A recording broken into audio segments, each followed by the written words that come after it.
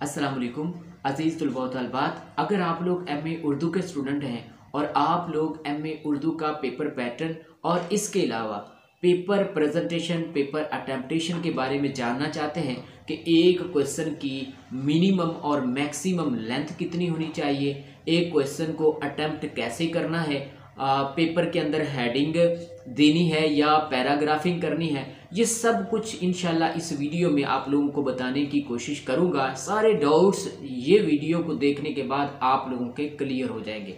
अजीज़ तलबा, वीडियो की तरफ जाने से पहले चंद चीज़ें आप लोगों को बताना चाहता हूँ। बहुत से स्टूडेंट्स मुझसे रब्ता करते हैं कि सर पेपर की तैयारी हमने करनी है, कोई अथेंटिक मटेरियल या कोई ज़बरदस्त सी ऐसी बुक बता दे कि जिसमें सारे का सारा पेपर लग जाए।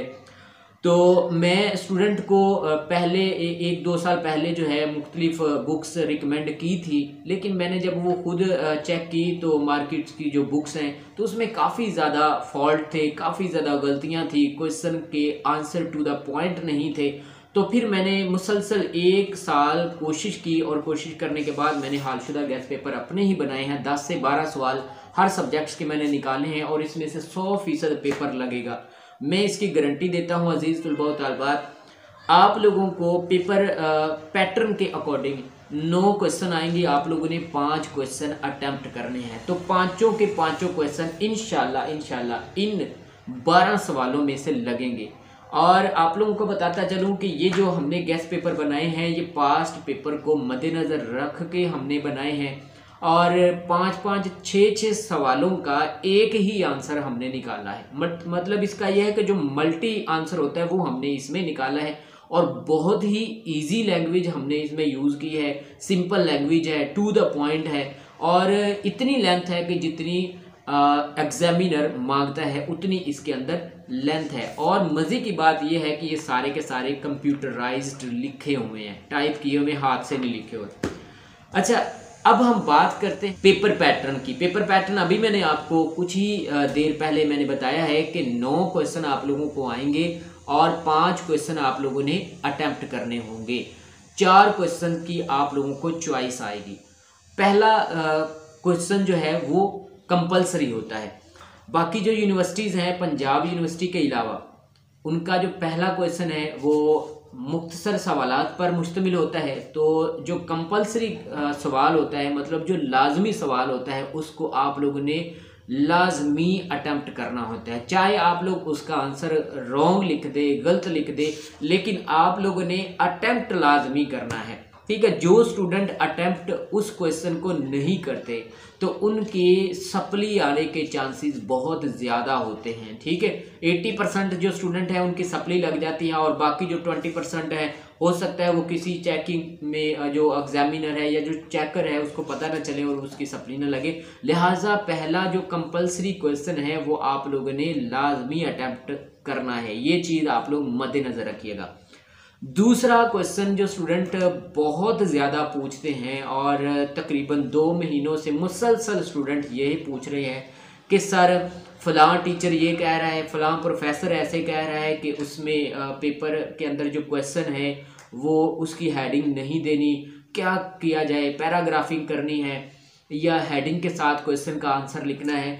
तो अज़ीज़ तुलबा व तलबात, आप लोगों को बताता चलूँ कि असल में ना ये मास्टर लेवल पे क्वेश्चन का जो आंसर लिखा जाता है ना, उसमें एग्जामिनर ये कहता है कि जो स्टूडेंट है वो मैच्योर हो चुके हैं, बड़ी क्लासेस में आ चुके हैं और अब इनको चाहिए कि हेडिंग्स के साथ ना लिखें। लेकिन यहाँ पर एक मजबूरी है, स्टूडेंट की भी मजबूरी है कि बाज़ क्वेश्चन ऐसे होते हैं कि जो हेडिंग्स के बगैर लिखे ही नहीं जा सकते। अब वो कौन से क्वेश्चन है, जैसे कहा जाता है कि फ़लाँ शायर की शायरी के फ़नी महासन लिखे या उसकी शायरी की खसूसियात लिखे। अब ये जो खसूसियात है ना, इसमें हेडिंग्स लाजमी होती है। अब ये इस तरह के जो क्वेश्चंस होते हैं ना, ये आप लोगों ने हेडिंग्स के साथ ही अटेम्प्ट करने हैं। इसका फ़ायदा एग्जामिनर को भी होता है, जो चेक करने वाला होता है ना क्वेश्चन, उसको भी आसानी होती है। एक क्वेश्चन जो होता है ना, जब वो चेक कर रहा होता है ना, उसको पता है कि हेडिंग्स इस बच्चे ने बहुत खूबसूरत करके लिखी हुई है, हेडिंग्स के साथ जब वो चेक करता है ना हेडिंग्स ठीक है, तो उसको चेक करने में भी आसानी होती है, दिक्कत का सामना उस चेकर को नहीं करना पड़ता।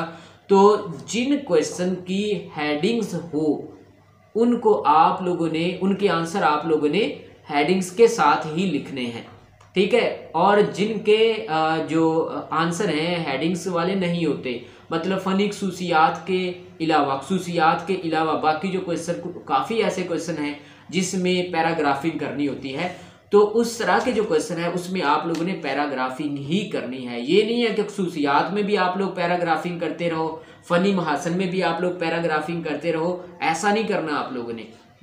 जो फनी महासन है, जो खसूसियात हैं, वो हेडिंग्स के साथ ही आप लोगों ने लिखनी है, और बाकी जो क्वेश्चंस हैं वो जैसे ही आप लोगों के पास नोट्स होंगे, जी जैसे हमारे नोट्स हैं, इसमें हमने बाकायदा बताया हुआ है जिन क्वेश्चन की हेडिंग्स देनी है और जिन क्वेश्चन की पैराग्राफिंग करनी है, वही नोट्स में बताया हुआ है। और आप लोगों को बुक्स भी मिल जाएंगी मार्केट में, उसमें भी आप लोग चेक कर लीजिएगा, जैसे क्वेश्चन का आंसर हो वैसे आप लोग लिख लें, ठीक है। ये मत सोचिए कि अब किसका पैराग्राफिंग करनी है और किसकी आप लोगों ने हेडिंग देनी है, और इसी पे ही आप लोग टाइम वेस्ट कर दें, ठीक है। तो आप लोग कोई किसी भी किस्म की परेशानी लेने की कोई ज़रूरत नहीं है, ठीक है। जैसे मैंने बताया ऐसे ही आप लोग पेपर को अटेम्प्ट कीजिएगा। अच्छा, इसके बाद स्टूडेंट्स ये भी पूछते हैं कि सर एक क्वेश्चन का जो आंसर है वो कितना होना चाहिए, कितने पेज का होना चाहिए। अजीज तुलबा 20 मार्क्स का एक क्वेश्चन होता है, और आप लोगों ने क्या करना है, कितने मिनिमम पेजेस और मैक्सिमम कितने पेजेस होने चाहिए।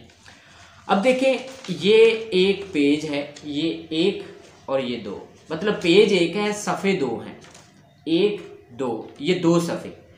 तो आप लोगों ने 6 सफ़हात लिखने हैं, मतलब 3 पेज मिनिमम बता रहा हूँ, मिनिमम, ठीक है।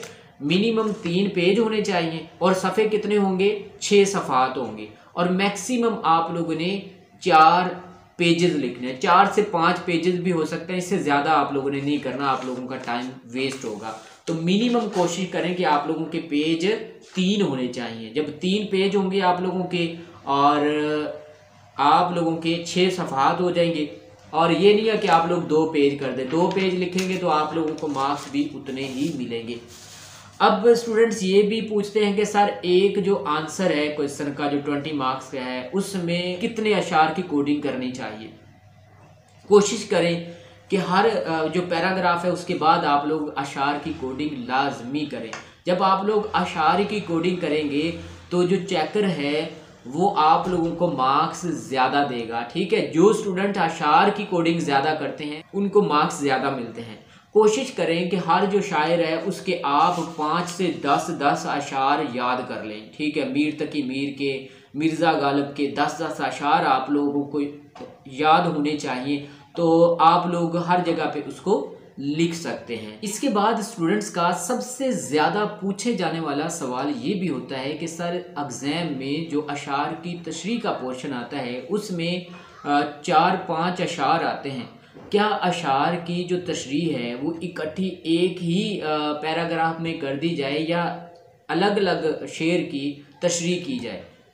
अजीज़ तलबा, अगर आप लोगों को नज़म की तशरीह आए तो फिर आप लोगों ने एक ही पैराग्राफ में वो तशरीह कर देनी है, क्योंकि नज़म जो होती है उसमें स्टार्ट से लेकर एंड तक एक ही वाक़े को डिस्कस किया जाता है, लिहाजा आप लोगों ने उसकी तशरीह मुसलसल ही करनी है, ठीक है। लेकिन अगर गज़ल के अशार की तशरीह आ जाए तो फिर आप लोग कोशिश करें कि अलग अलग शेर की तशरीह करें। जैसे एक शेर है, 4 अशार आप लोगों को दिए गए हैं, तो आप लोगों ने उसके अशार की तशरीह करनी है। तो सबसे पहले आप लोग पहला जो शेर है उसकी हेडिंग दे दरमियान में, ठीक है, यहाँ पे मार्कर के साथ उसकी तशरीह आप लोग कर दें, ठीक है। एक पेज की तशरीह आप लोगों की होनी चाहिए, क्योंकि अगर एक शेर होता तो फिर आप लोग 2-3 पेज लिख देते, लेकिन आप लोगों ने कोशिश भी ये नहीं करनी कि आप लोग 2-3 पेज एक शेर के ऊपर ही लिख दें, ठीक है। तो आप लोग एक शेर आप लोगों ने लिखा, उसकी तशरीह आप लोगों ने कर दी, उसके बाद दूसरा शेर लिखा, उसकी तशरीह कर दी, तीसरा शेर लिखा, उसकी तशरीह, इस तरह, ठीक है। आप लोगों ने अलग अलग शेर की तशरीह लिखनी है। अगर आप लोग इकट्ठी कर देंगे फिर भी कोई मुज़ायका नहीं है, ठीक है। तो आप लोग अगर अलग अलग कर देंगे फिर भी तशरीह का पोर्शन आप लोगों का कवर हो जाएगा। अगर आप लोग इकट्ठी कर देंगे चारों अशार की, मतलब पहले आप लोगों ने पहले शेर की तशरीह कर दी, ठीक है, उसके बाद उसी के नीचे यहाँ पे पैराग्राफ करके आप लोगों ने दूसरे की कर दी, फिर पैराग्राफ करके पैराग्राफिंग के साथ आप लोगों ने तीसरे शेर की कर दी। इस तरह करेंगे तो इस तरह भी ठीक है, लेकिन जो एग्जामिनर है उसको थोड़ी सी दिक्कत होगी अशार की तशरीह चेक करने में। आप लोगों को इस तरह मार्क्स भी कम मिल सकते हैं। लेकिन अगर आप लोग अलग अलग शेर की तशरीह करेंगे तो इस तरह आप लोगों को ज़्यादा मार्क्स मिलने के चांसेस हैं। और आप लोग कोशिश करें कि जब आप लोग अशार की तशरीह कर रहे हों तो अहादीस का हवाला लाजमी दिया करें, कोटेशन लिखा करें, और इसके अलावा अशार की कोडिंग भी इसमें लाजमी किया करें जब आप लोग तशरीह का पोर्शन अटैम्प्ट कर रहे हों।